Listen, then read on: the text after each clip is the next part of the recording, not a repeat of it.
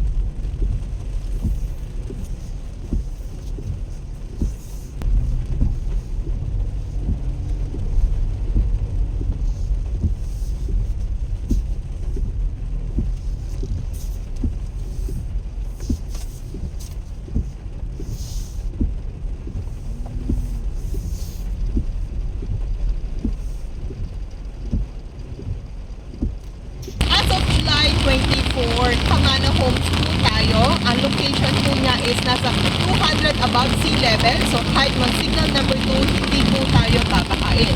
And si Camana Homes itself po ay meron tayong detention pond. Si detention pond is anti-flood. Ipiprevent niya kahit bumaha outside of the community or the subdivision itself. Ganun po ka-advance si Camana Homes. Kayo ay naghahanap ng subdivision na hindi nyo naiisipin kung babakain pa kayo kahit anong signal pa ang parating sa location nyo. Welcome to Camana Homes.